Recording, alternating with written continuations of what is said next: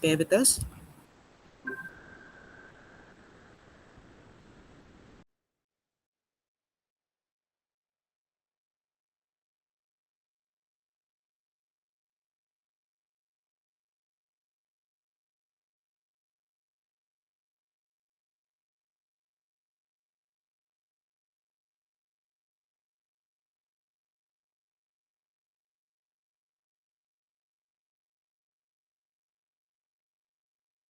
Cindy, you may start.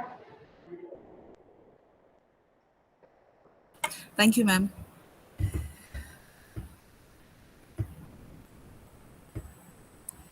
A very good morning to Professor Vrinda Borkar, Principal of our college, the city's Tempe College of Arts and Science, Miramar, Goa, Vice Principal, Madam Manjari Barve, the IQAC Coordinator, Dr. Shilpa Samant, members of the IQAC Chairperson for today's session, Mr. Arish Naik, presenters for the day, Ms. Shubhata Naik, Ms. Onaida De Silva, Ms. Ziba Sheikh, colleagues and participants. I, Dr. Cindy De Silva, welcome you all for the Students' Webinar Series, Conclave 2021, organized by the IQAC of DCT's Tempe College of Arts and Science, Miramar, Goa. Today we have with us three speakers, that is Ms. Shubhata Naik from TYBSc Zoology, and the topic that she has taken up is Indian adolescents need proper sexual education and reproductive health awareness. Then we have Ms. Onaida De Silva from TYBA Psychology, and she'll be talking on child rearing and parenting styles and how they affect behavior. And the third speaker for today is Ms. Zeba Sheikh from TYBA Psychology, who will talk on dream analysis. I would now like to request Dr. Roshida to introduce the chairperson for today's session, Mr. Arish Naik. Ma'am, over to you.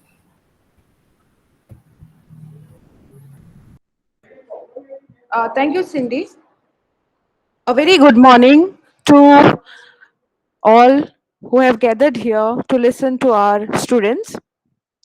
It gives me an immense pleasure to welcome my own ex-student, Shri Aresh Naik.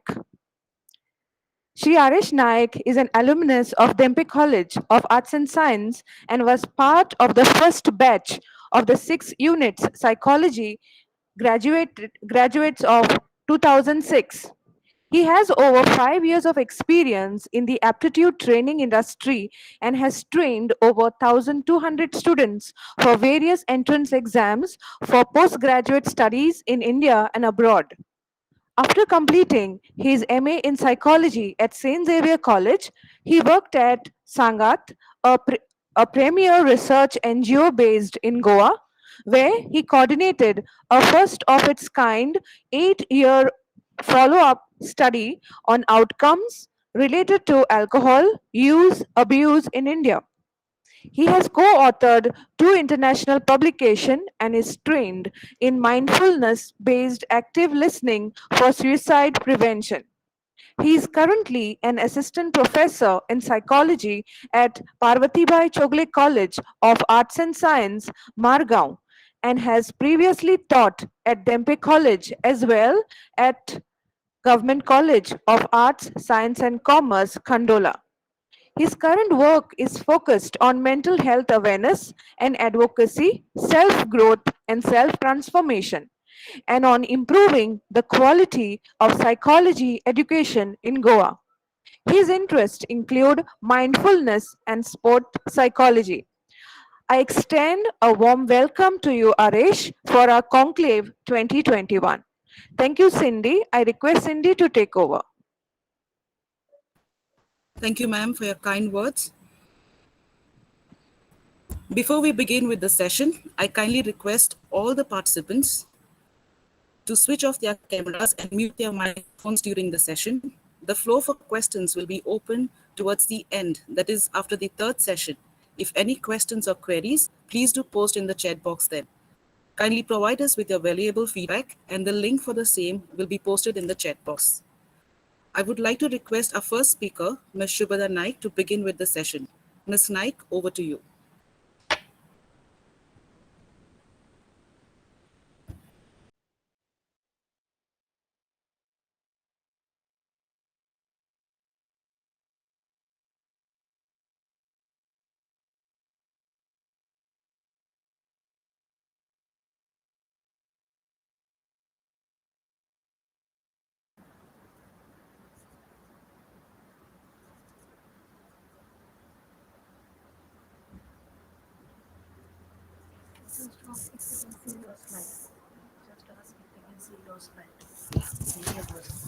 Hello,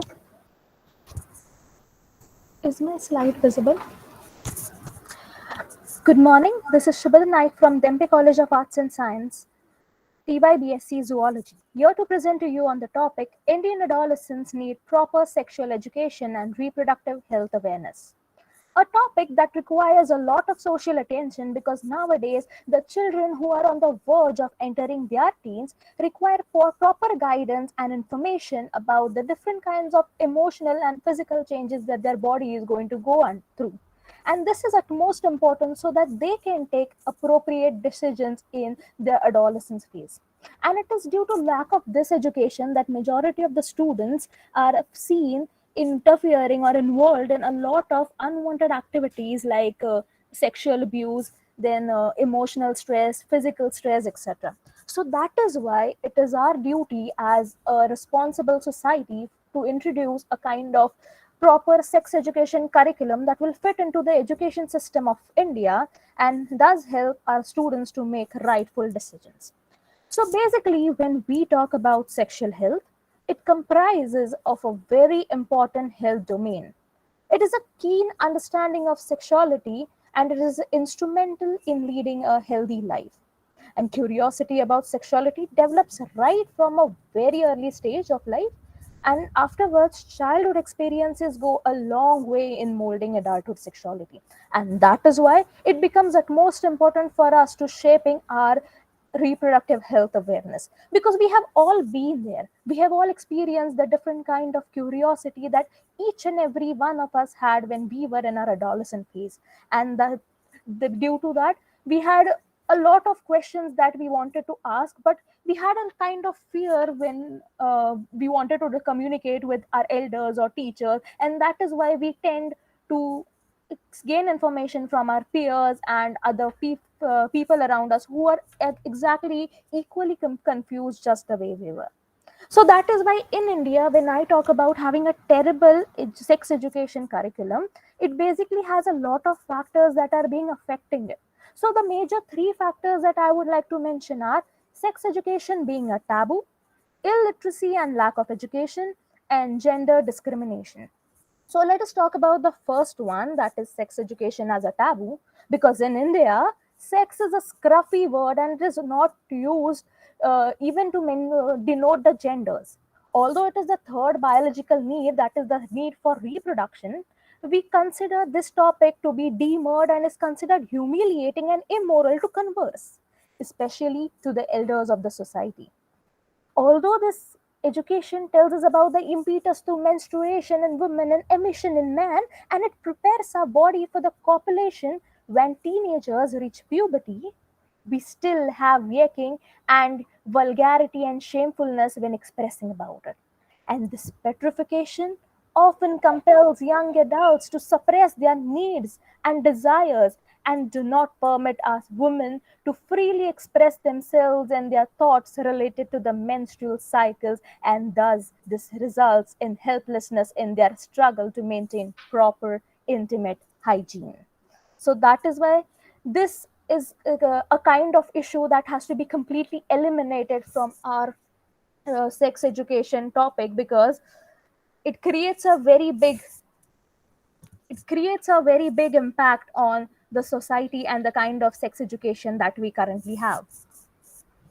Next, we talk about the lack of education and illiteracy and its impact on sexual education in India. Because illiteracy and sexuality are extremely intimately linked.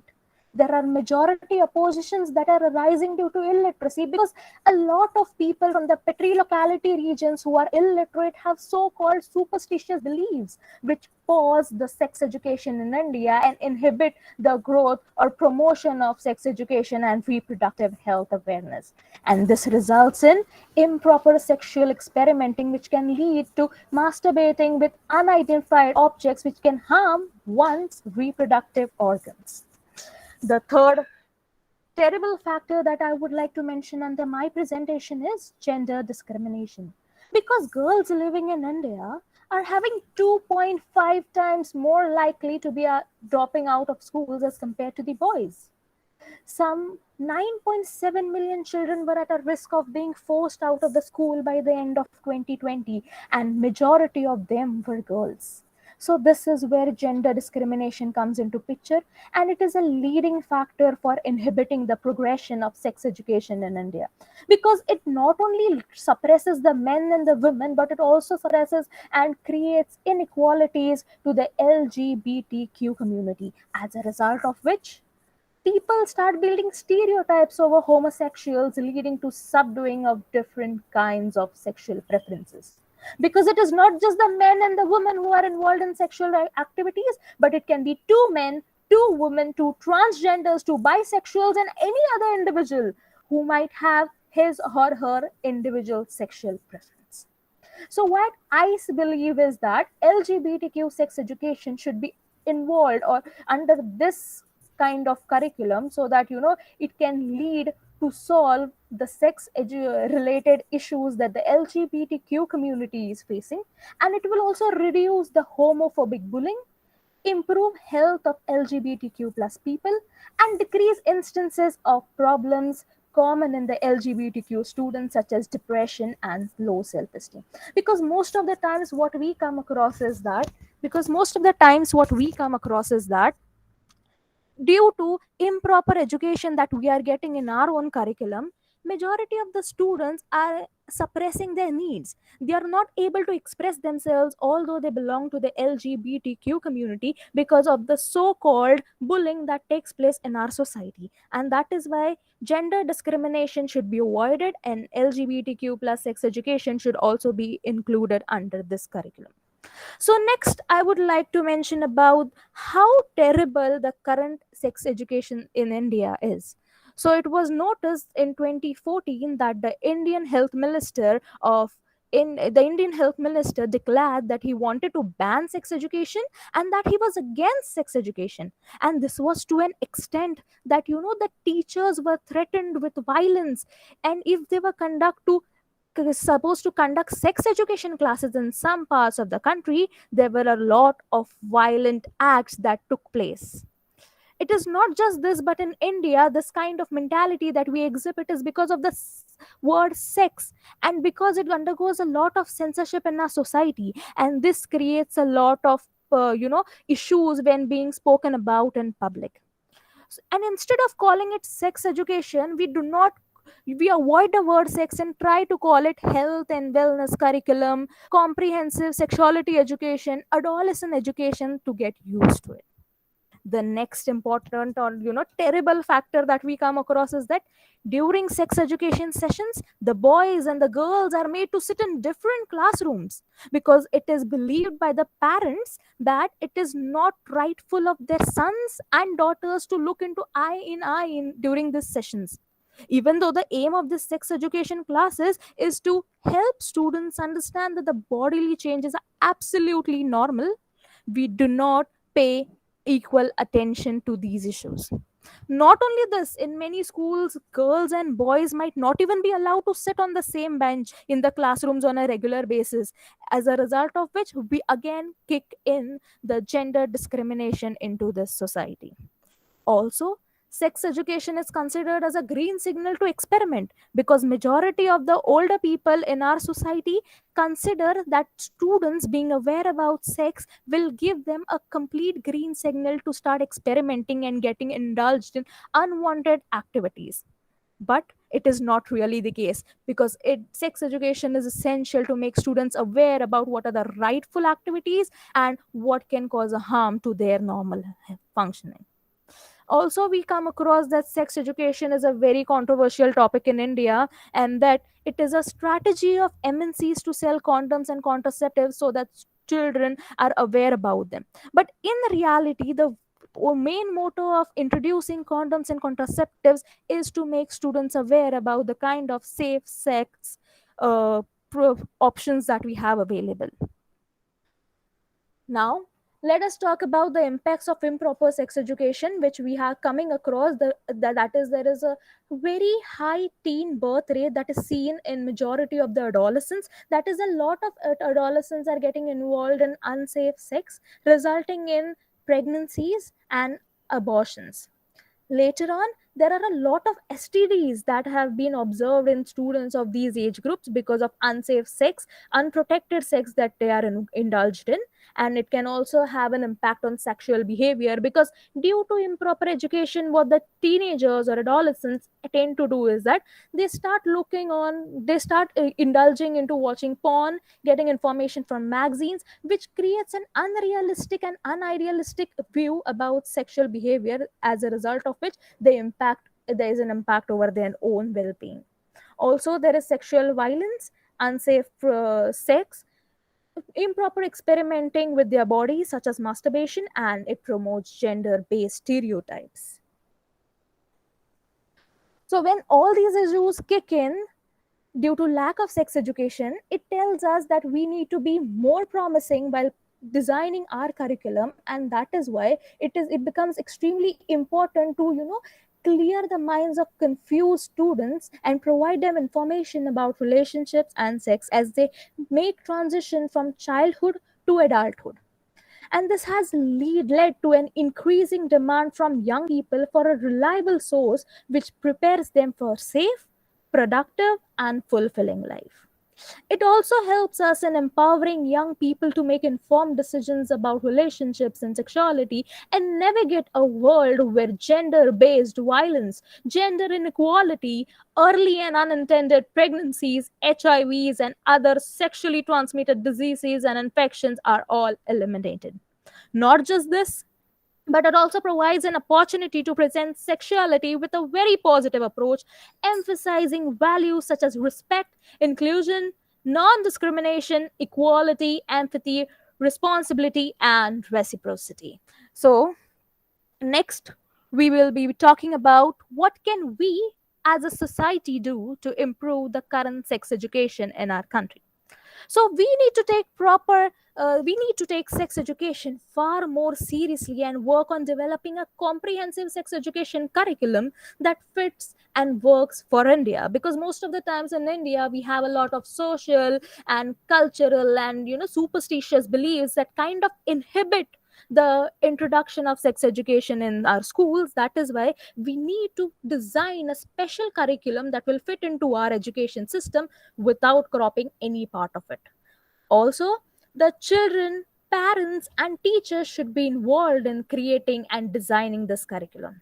And the emphasis should be on healthy sexual attitudes among young individuals, giving them and their parents access to the right kind of information and empower them to make right and informed decisions. Because in short, in lack of these information, a lot of students can turn to their friends or maybe the internet, which can lead to a confused state of mind, which can lead to a confused understanding of sex. So that is why we need to start normalizing conversations around sexual health and education, and connect the world with respect, consent, safety, and love, and make a society much healthier when it comes to sex and sexuality. Next, we discuss about what does sex education basically tell us.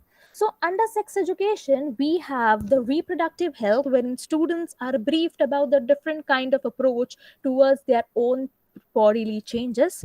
They're made aware about the reproductive rights that are available.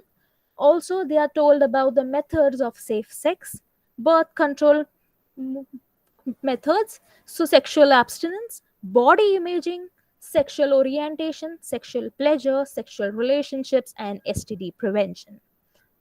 So, our sex education basically is supposed to include detailed information about puberty, menstruation, contraceptives, condoms, sexual violence prevention, sexual orientation, gender identity, and body imaging. And these are a few things that you need to know before you discuss with your kids or your students or anybody of the adolescent who is going about to enter the adolescence phase. And if you have to make a conversation about sexuality with them, so make sure that the information that you are providing is right and not harmful. It has to be helpful to the child who is listening to you. Also, the goal is to become their go-to, because when you start talking about sex in their early years, they start identifying you as a trusted source of knowledge and guidance. And then They won't get involved, or they won't seek for inappropriate or unwanted media to get to get introduced to this issue, and that is why they will see you as the trusted source. Also, you're not supposed to wait until they ask, because by waiting you will practically guarantee that their first sources is definitely not going to be you. They will tend to their friends, they will tend to mass media, and they will learn unwanted things that might lead to a confused state of mind. Also, the idea of too much information is a complete myth, because the kind of information you provide to the students will not be completely absorbed by them. Kids will absorb what they are ready to absorb. If you talk beyond their ability, they will just tune it out. And then next thing is that you need to remember and keep in mind that gender conversations matter, because this is going to help them be aware about the stereotypical gender roles and encourage them to be themselves and accept that other students and children can also be themselves with whatever gender and sexual preferences that they have. Also, let your kids question and guide your question, and guide your conversation, because sometimes the child can ask questions like, where do babies come from? And this can be a normal question, because the child just wants to know about the life of science of life and how it is created. You can just brief them about how, say, babies are actually coming in this world, and then later, at the later stages, you can tell them about the sexual behavior and different body parts and the role of reproduction. Also, it's never just talk and too late, because engaging kids in these conversation helps ensure healthy sexuality, and for the rest of their life they become completely independent individuals when it comes to sex relationships. Also, make sure that you are completely relaxed when you are having a kind of conversation with students or children or adolescents, to be more precise, because this is a very critical topic and you need patience from both the sides to understand and explain this issue with a lot of time. Also, make sure that you listen to your child's question and the answer is quite simple, because as I have already mentioned that students will grasp how much they are able to understand. So make sure that your answer is simple so that they can understand the majority of it and implement this information that you're providing them in the later stages of life. Also, make sure that you pick up the right time, because the right time is extremely important when you are having these critical conversations, because make sure that none of you all are in a hurry of finishing the conversation, and give appropriate time and span to complete this kind of conversation. And last thing, make sure and do realize that question may not be always what the child really wants to know. They might ask a particular question which may lead to a completely different one, and then end up, you answering a lot of additional things to the child. So keep in mind that they will understand, they will grasp, they will absorb whatever you are informing them, and they will tune out the rest of the information provided by you. So these are the references that I have referred to while presenting this presentation. And at last, I would like to thank one and everybody over here who has taken special time to attend this presentation, this webinar, and listening to me. Thank you so much. This was Shubhada Naik, TYBSc Zoology. Thank you, Ms. Shubhada Naik, for highlighting the need for proper sexual education and reproductive health awareness among adolescents. It is the need of the hour indeed. I would now like to request the second speaker, Ms. Oneida De Silva, to take over. Welcome to Conclave 2021.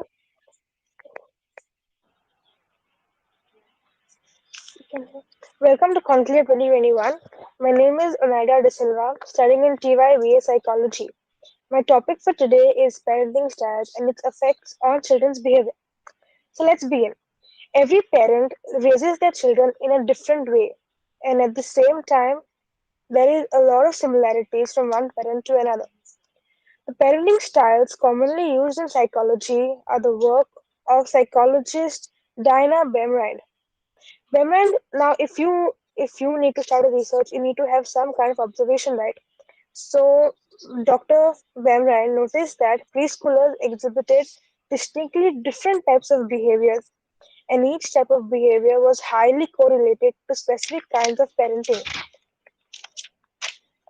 Now, based on extensive observation, interviews, and analysis, Bemrand initially identified the four kinds of parenting styles, which are authoritative, authoritarian, permissive, and neglectful. Now, parenting styles are categorized based on two dimensions. The major two dimensions are demandingness, that refers to the extent in which parents control their child's behavior, and responsiveness, which refers to the degree parents are accepting and sensitive to their children. Now, let's see these in detail. First, we have authoritative parenting, which can be also called as balanced parenting. These parents are high in demandingness and high in responsiveness. These parents have high expectations for achievements and maturity, but at the same time, they are warm and responsive. These parents set rules and enforce boundaries by having open discussions. So these parents talk to their children about what they are okay with and what they are not okay with, and that's how they can set boundaries for their children. These parents provide their kids with reasoning and explanation. This These allows children to have a sense of awareness and teach kids about values, morals, and goals. These these parents also have a lot of restriction on their kids, but they also give them enough of freedom and encourage independence. Now there are few outcomes that comes out from this kind of parenting. So the children of authoritative parents tend to appear happy and content. They are more independent, achieve higher academic performance, develop good self-esteem, and have better mental health. Next, we move on to authoritarian parenting. These parents have high levels of demandingness and low levels of responsiveness. These parents demand blind obedience from their parents, and their only reason is because I said so. And any attempts to reason with these parents is considered to be backtalk. These parents use stern discipline and often employ harsh punishments to obtain what they want from their children. These children of authoritarian parents have an unhappy disposition, appear insecure, possess low self-esteem, more temper tantrums, be more prone to mental issues, and have worse coping skills. Third, we move on to permissive parenting. These parents are low on demandingness and high on responsiveness. These parents have a hard time saying no to their kids, and they do not want to disappoint them. They also are very warm and they do not enforce any rules or boundaries. So these children cannot follow rules, they have a bad self control, possess egocentric tendencies, and encounter more problems in relationships and social interactions. The last and the fourth one is neglectful parenting. It can also be called as uninvolved parenting. These parents they are low on demandingness and low on responsiveness. So basically, they have got nothing to do with their kids' life. They do not care about their kids, what they're doing, do not set boundaries, do not give them rules or anything. These uninvolved parents may have mental issues themselves, such as depression or physical abuse, or any child neglect when they were kids. So these kids are more impulsive, they cannot self regulate emotion, they have more mental issues like suicidal behavior in adolescence, and encounter more delinquent behavior and addiction problems. So, the main question that pops up here is which is the best kind of parenting? So, as it is done by research, and Diana, she says that authoritative parenting is the best kind of parenting because these parents they maintain a balance between the rules they set, between the boundaries they set, and how the children can be responsive to them or how they can respond to their parents. To conclude, every child is different and so is every parent, and every family has unique needs and circumstances. But most kids will benefit from parents who strive to provide care, attention, and unconditional love. So, what you can do is guide and support, not push and demand. Let kids be independent, never be mean, spiteful, or unkind. Apologize for your mistakes. See your child for who they are. You work on your relationships, friendships, your marriage, dating, and relationships with yourself, and hence your children. That is what really matters. Thank you.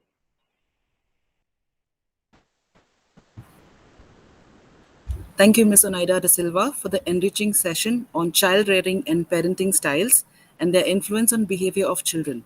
It was very informative.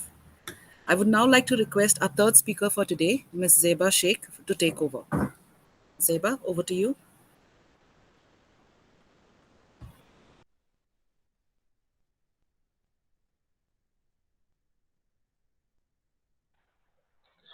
Good morning, everyone.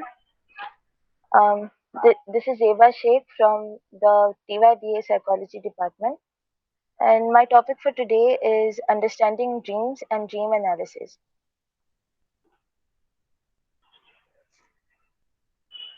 So let's begin.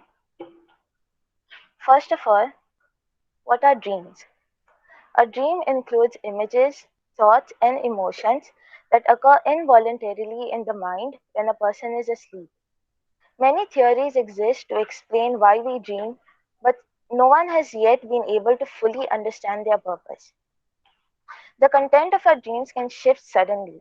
It can feature bizarre elements or frighten us with terrifying imagery. The fact that dreams can be so rich, vivid, and compelling is what leads us to believe that there must be some meaning to our dreams. There might be a lot of instances wherein you wake up from a dream and wonder what it meant. You might even discuss it with your friend or a family member and try to analyze it together. Some people even keep a journal to write down their dreams as soon as they wake up. Or you might be someone like me who forgets their dreams as soon as they wake up.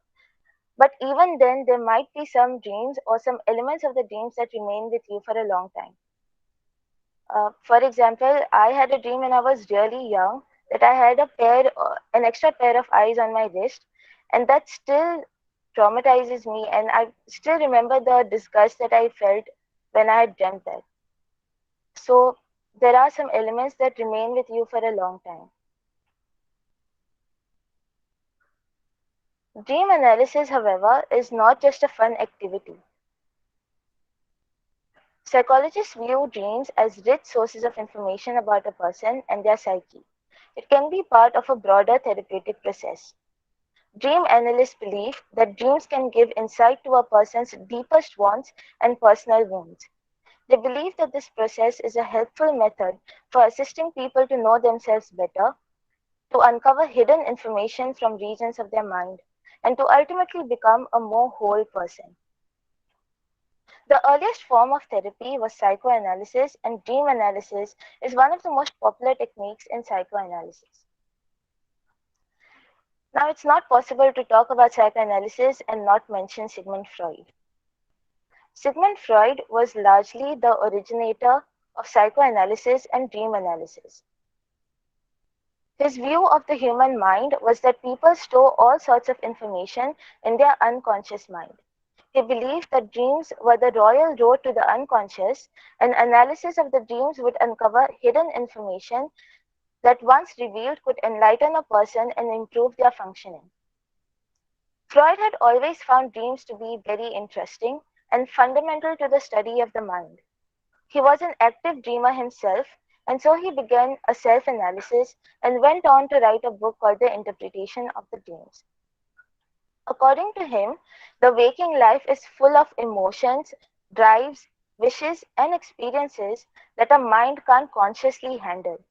And so during the day, when we are functioning normally, these emotions and thoughts get suppressed and buried into the unconscious.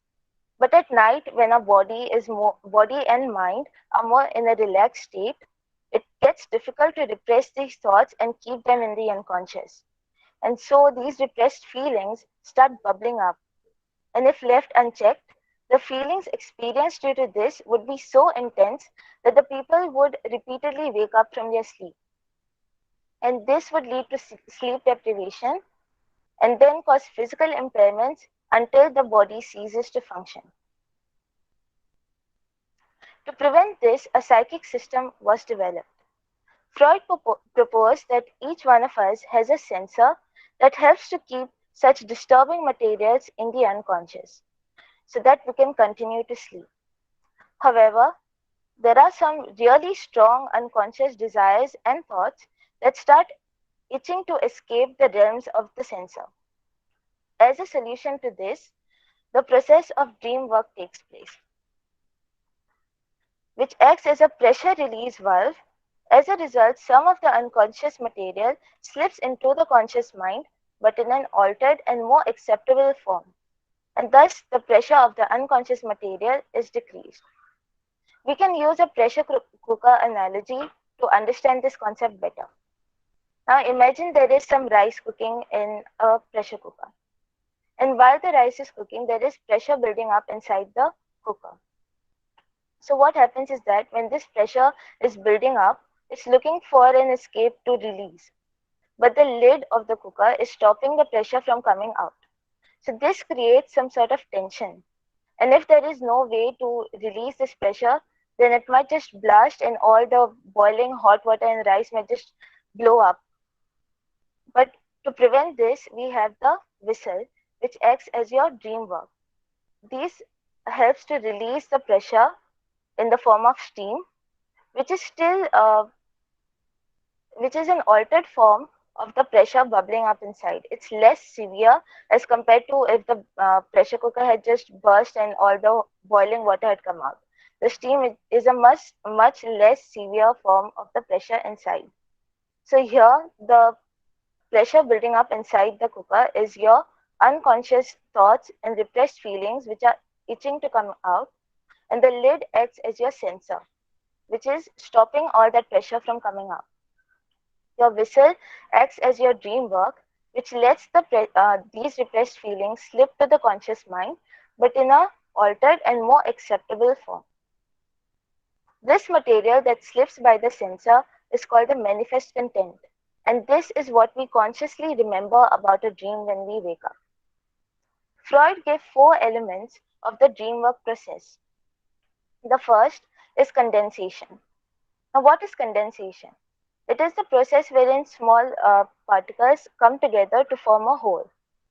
For example, the process of condensation in the water cycle is when the tiny water droplets come together to form a cloud.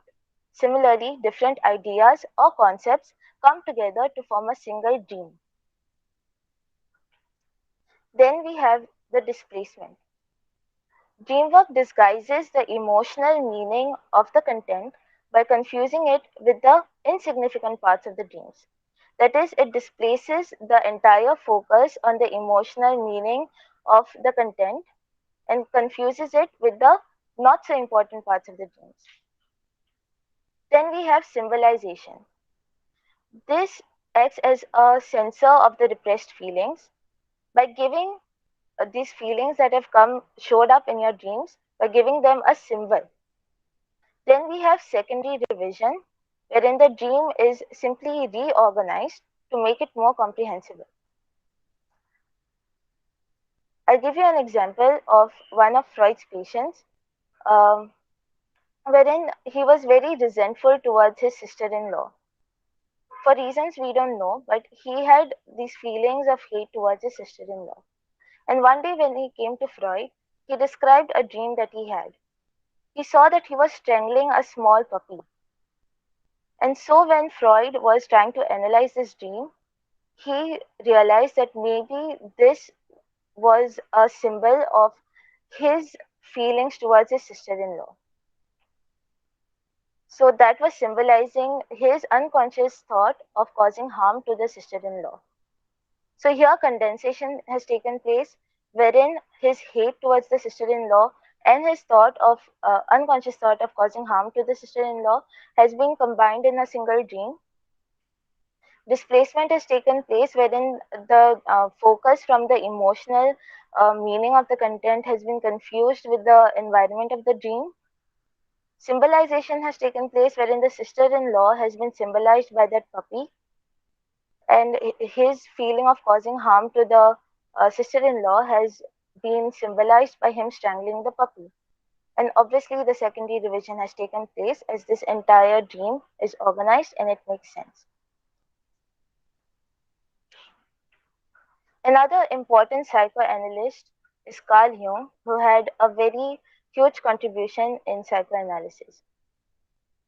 He believed that dreams can be highly personal and that interpreting them involved knowing a great deal about the individual dreamer. He introduced the concept of archetypes.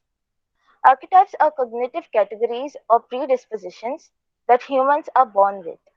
He believed that archetypes were passed down from generation to generation, just like genes or behavior patterns are passed down or inherited from families. He suggested that they are innate, universal, and hereditary. The four main types of archetypes described by Jung include the persona. The Latin meaning of persona is a mask. It is how we present ourselves to the entire world. It refers to the social masks we wear among various group situations. It allows people to adapt and fit into the world around them. Then we have the shadow. It consists of life and sex instincts.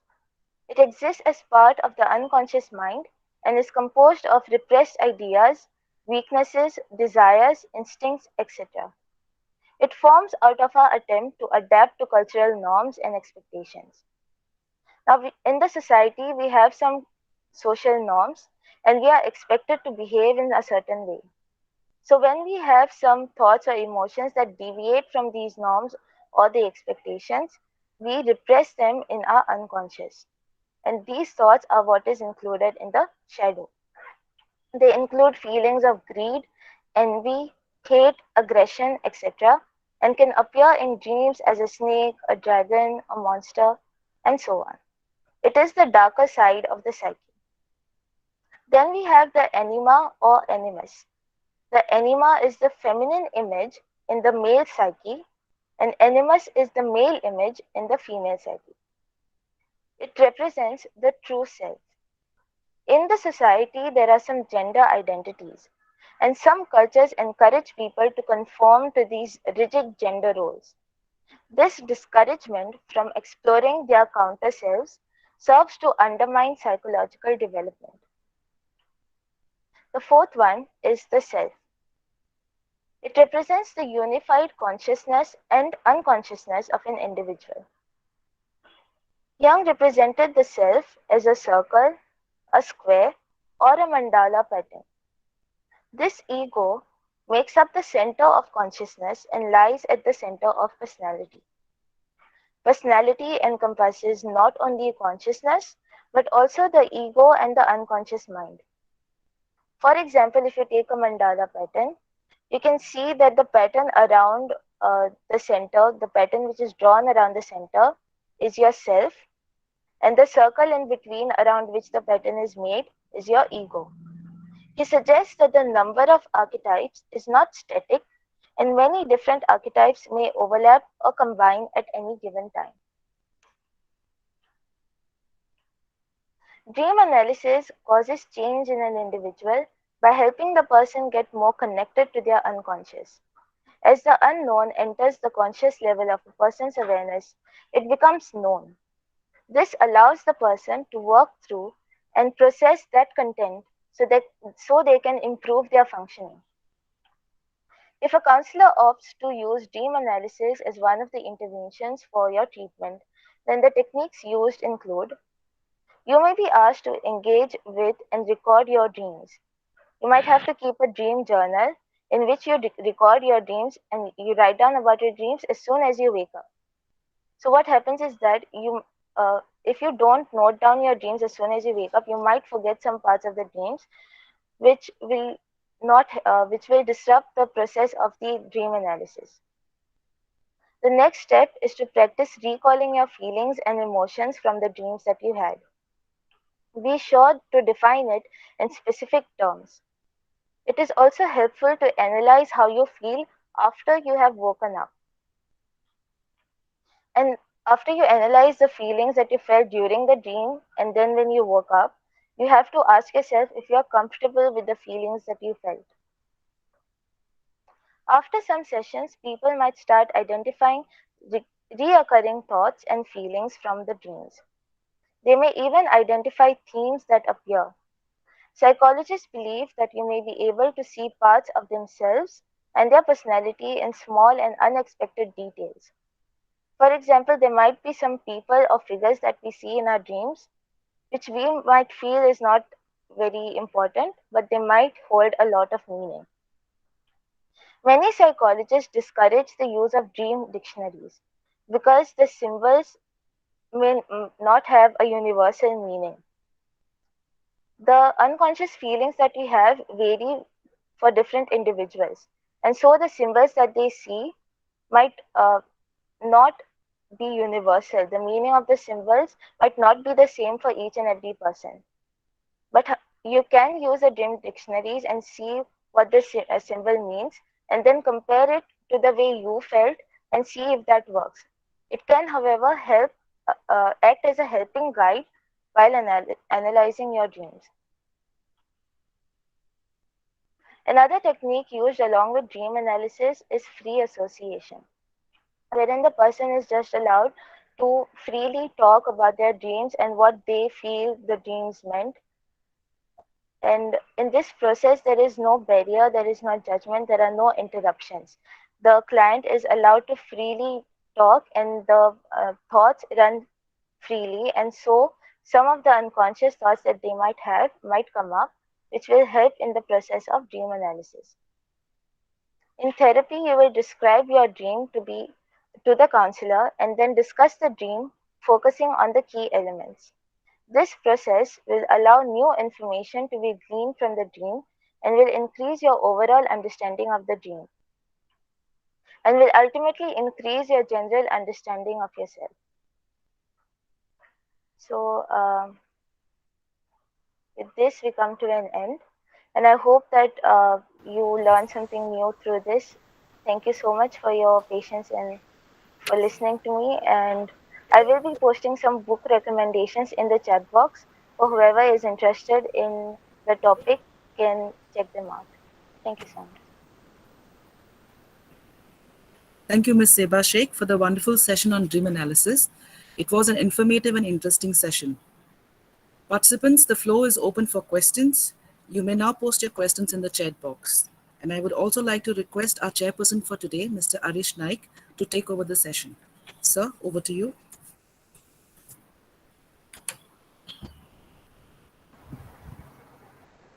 Right. Am I audible? Can you hear me?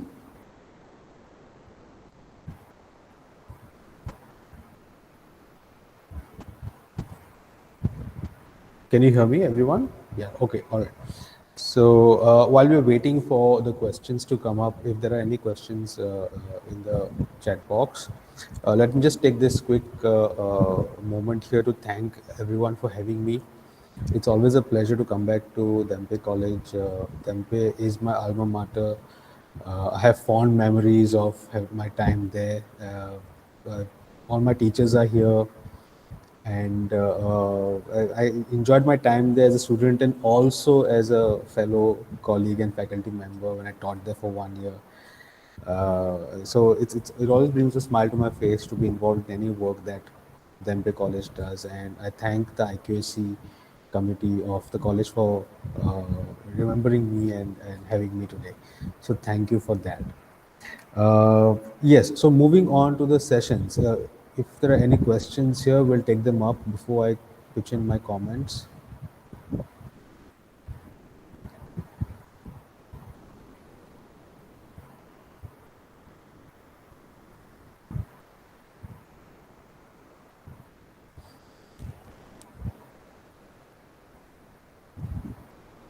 Right, okay. So what I'll do is, if there are any questions that come up, I'll take them as I go along. So let me just try and, first of all, congratulate all the three speakers because you all did a very good job.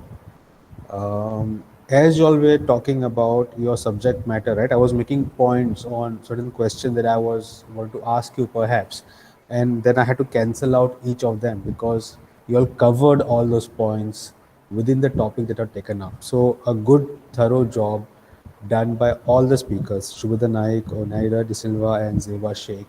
So congratulations for that. And that's why I don't have any questions as such, but I do have some comments about each of y'all, so maybe I could talk about that. Shubhada's presentation on the importance of sex education is very pertinent. Um, yeah, there's a question which has come up here, so I'll reserve my comments for later. And Oro here is asking one question to Shubhada: how does sex education prevent sexual abuse in teenagers in schools and colleges? Shubhada, would you like to try that? Yes, thank you for the question. So, I believe that once a student is aware about the different kinds of, methods of sex, and they are given sex education and short, so then they are also aware and they know that they can raise a voice. They know about the different kinds of platforms. They know about the different reproductive rights that are introduced to the sexual program, and that is why this will in turn help them to raise the voice, stop sexual abuse in schools, colleges, and no matter where they come across that in the future. Thank you so much. Thank you, Shubhada. Thank you for that. Right. Okay. And again, I'll keep doing this. If a question comes up while I'm speaking, I'll take up the question just in the interest of time, uh, and just carry on for now. So, as I was saying, when it comes to Shubhada's topic of choice here, sex education, its importance is a very pertinent topic. Also, because there is a lot of noise, a lot of discussion about how the National Education Plan for 2020 does not have any section related to the importance of sex education in schools and colleges. So even as the new educational policy is being planned out, we are still not discussing this in the open, and that is one reason why the topic that Shubhada has chosen becomes very important and very apt for discussion. So that's one thing about the topic there. She covered a lot of matter and a lot of aspects about the topic, and that is good as well. Just maybe in terms of uh, a slight feedback here, perhaps over the amount of content on the slides could have been minimized, because what happened is I wanted to listen to you, because I can see that this is a subject, this is a topic that you are very passionate about, and your passion was coming through your oration. But I was also distracted by the text, and I thought I want to read everything there as well. So maybe for future, perhaps tone down the text, then we can focus solely on what you have to share. So perhaps that's a slight bit of feedback there from me, right? Okay. When it comes to Oneida De Silva's, again, parenting styles, this is also a topic that's important, because we find that if parenting styles becomes a major factor that plays a huge role in the mental health of children, in the mental health of adolescents. So if parenting styles are, what should I say, proper perhaps, if they are apt for the situation, then there are so many other problems that can be avoided. I mean, I talk to students on a daily basis here, and just in the last couple of months or so, so many students have come up to me and shared with me stories about how they have a toxic environment at home, how they get negative reinforcement from their parents, how their parents are not supportive, and so on. And that creates a lot of hassles for them. They're not able to focus on their work. They're not able to focus on improving their skill sets. So parenting styles becomes the root cause of a lot of problems here in this case. Right? Okay. So the question that has come in there, since it's about Zeba, I'll reserve it for now, and I'll take it up when we come to her presentation. Um, so in that context, the topic that Oneida took up was very, very crucial, very important. So congratulations about that, Oneida. Just one question that I have for you: how do you think parenting styles or parenting in general has changed, especially in the Indian context? How has it changed from earlier times to now? If you compare generation wise, how was it different from earlier to today? It's a very important question. So, in the earlier times, it was either one parent working and one parent was at home taking care of the kids and all that. But as you come now, if you have both the parents working because of the needs, whatever. So I feel that nowadays it is the parenting has become, uh, you know, um, it's like the kids they get advice from the parents, but not as much as attention. They don't get attention because their parents are working or their parents are traveling here and there. So that's that. I feel that they should have a balance of the two. Of like they should give attention to to their children and also focus on their work at the same time. Hmm. There's also someone else who has become a bigger parent, in today's context. The The mobile mobile phone, phone. obviously. Yeah, yep. That's so true. Yes. The mobile phone has become a bigger parent. So, how do you think parents need to factor this aspect in? Because earlier the argument is to be made that mobile phones are just a distraction, that children should not use mobile phones. But what the pandemic has done is it has forced education to go online. Therefore, children now have a reason to use mobile phones. So, therefore, how do you think, what kind of an adjustment do parents have to make in their parenting style to account for the introduction of the mobile phone as an integral part of their lives? So I feel that children need to have their phone because it's very essential because of COVID, because of the education that has shifted online now. So I feel parents should keep a check on what their kids do and monitor the screen time that they give their kids. And once they finish the studies online, parents should monitor like till what time they will have their phone and till what time they're not. Because what I have noticed that parents, since they're home and the kids are also home, just to avoid getting troubled by the kids, they just give their kids the phone and make them sit in one corner. That should not happen. That's you're neglecting the kid, first of all. Second of all, it's affecting the kid's eyes because of the increased screen time. So parents should be able to monitor what the kids, how long the kids watch their phones or their tablets, whatever. Thank you. Right. So a little bit of oversight, a little bit of supervision is what's needed. Thank you, Exactly. Onaida. Right. Okay. And just one feedback for you, perhaps, is that I like that you didn't use a PPT because often we tend to put too much attention on the PPT or focus on the PPT, and if supposing the PPT fails in the last moment, then we are. And it happens. It's happened to me in the past as well, when I've had to present in person that the PPT has failed and I've had to carry on without it. So I like that you didn't use the PPTs, but perhaps you could have put on your camera because we need something to look at, no? When we are online. If it was in person, it was perfectly fine. But maybe if you're not using a PPT, perhaps put on your camera so that we can follow you while you present, right? So maybe that's a suggestion, if you would. Yes, sir. I'll keep that in mind. Thank you so much. You're welcome. Thank you. And moving on, Zeba, right? And let me take Auro's question. Just a time check here. We are 2 minutes above the schedule, so let's just wind up in the next 5 minutes. There's a question for you, Zeba, here from Oro again. Is it true that dreams come true or dreams are imagination? Yes, thank you so much for the question. Um, so, as far as dreams come true, I feel like if you see a dream wherein you see your future self in a positive way, then you have to work towards making it true. But if you see yourself in a negative way, then you will try to do things that will help not that situation to not come true.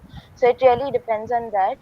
And as I mentioned in the session as well, the dreams are a figment of the unconscious thoughts and feelings that we have. So it's actually a combination of your imagination and the repressed feelings that we have. I hope that answers your question. Right. Okay. Thank you, Zeba.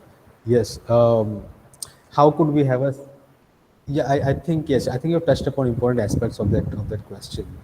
So thank you for that. What I was saying is, how could we have a topic of discussion of psychology without talking about Sigmund Freud, isn't it? And he's given us a lot to discuss even today. So many years after he has moved on, we are still talking about concepts that he has left behind, and therein lies dream analysis. Okay.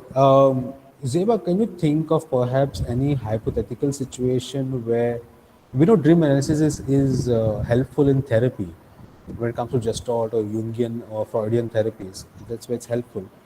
Uh, I was trying to think about this, and I could not. Uh, process this to an extent. But could you think of any hypothetical situation where dream analysis might actually not be helpful? Like in what conditions do you think it won't be helpful to analyze your dreams? I think it will not be helpful wherein you're too caught up in your dream and try to overanalyze everything, and then that affects your behavior, and you might start acting in a way that is not you. So you must have analyzed it in the wrong way, or maybe you're overanalyzing it, and that would not be helpful. Right. Yeah. Creating castles in the air, right? So Yeah. very, very true. Thank you, Seba, for that answer. And slight feedback for you, perhaps, is I like how you use minimal use of the PPT. You just put up a big picture of Freud there and just important concepts. So that was good. Maybe a few key definitions, like we talked about the process of dream analysis. You had those four concepts lined up, right? Condensation and so on. So maybe perhaps putting in a small definition there, because not everyone in the audience may be familiar with all the concepts. That often helps simply because it's online. Okay, online requires a it requires us to adjust the way we present information. So slightly because of that, perhaps you could put in a slight definition there. Again, very few words, but that might also help for you in the future, right? Yes, sir. Thank you Okay, so so much with for the that, feedback. yes, you're welcome. Thank you, Seba. So with that, that's it. Again, thank you. A big thank you from me to all of you and for all the audience members for being present here. And a thank you to the teachers of Dempe College for inviting me there. I hope I get a chance to come there in person soon. So this is me dropping a hint to invite me there in person soon. But I hope to see and meet all of you all this and just catch up with what's happening with all of you all there. Thank you for having me. Thank you.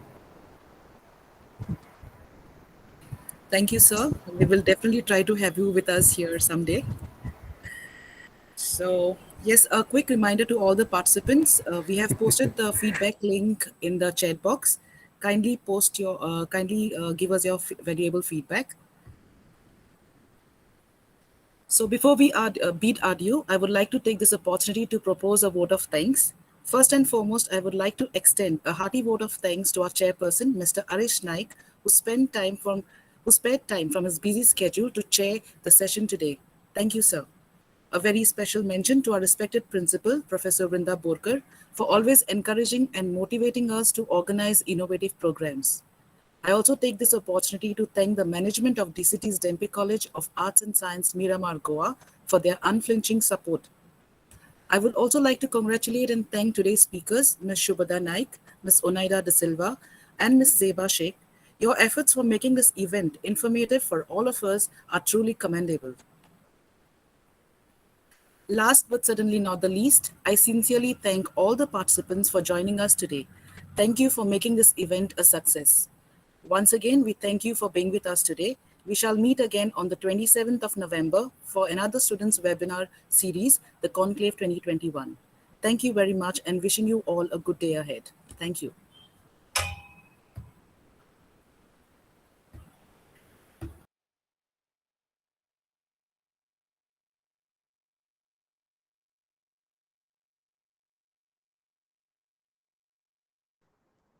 Thank you, Dr. Harish. It was nice to see you after a long time.